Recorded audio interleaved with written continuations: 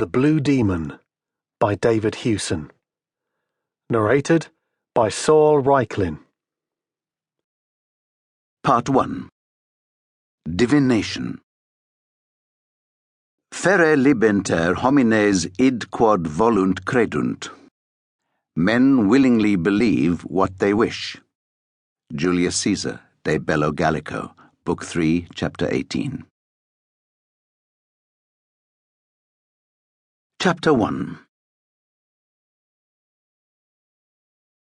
The garden of the Quirinale felt like a sun trap as the man in the silver armor strode down the shingle path. He was sweating profusely inside the ceremonial breastplate and woolen uniform. Tight in his right hand he held the long, bloodied sword that had just taken the life of a man. In a few moments, he would kill the President of Italy. And then be murdered himself.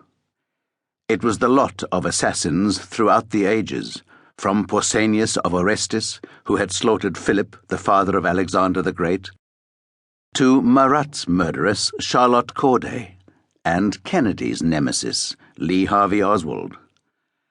The stabbing dagger, the sniper's rifle, all these were mirrored weapons, reflecting on the man or woman who bore them, joining perpetrator and victim as twin sacrifices to destiny.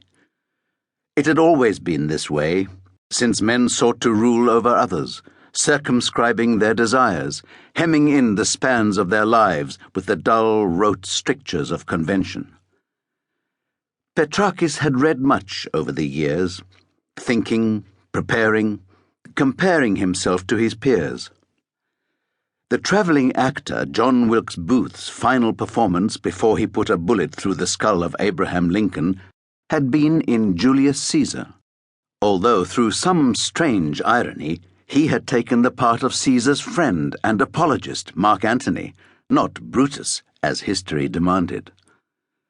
As he approached the figure in the bower, seeing the old man's grey, lined form bent deep over a book, Petrakis found himself murmuring a line Wilkes Booth must have uttered a century and a half before.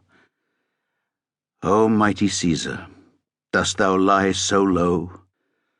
Are all thy conquests, glories, triumphs, spoils, shrunk to this little measure?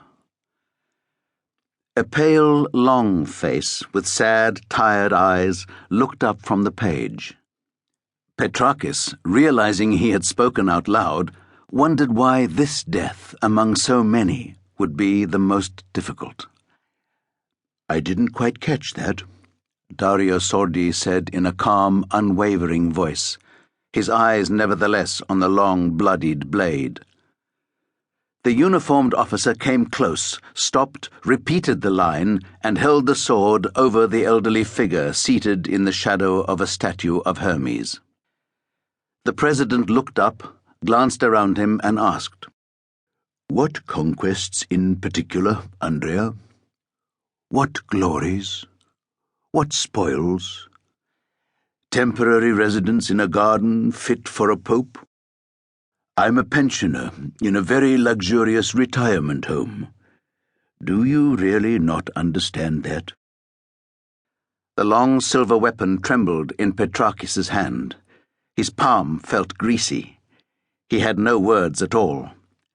Voices rose behind him, a shout, a clamour. There was a cigarette in Dario Sordi's hands. It didn't even shake. You should be afraid, old man. More dry laughter. I've been hunted by Nazis. The grey, drawn face glowered at him. Sordi drew on the cigarette and exhaled a cloud of smoke. Played hide-and-seek with tobacco and the grape for more than half a century. Offended people, important people, who feel I am owed a lesson, which is probably true. A long, pale finger jabbed through the evening air. And now you wish me to cower before someone else's puppet? A fool? That, at least, made it easier. Petrakis found his mind ranging across so many things, memories,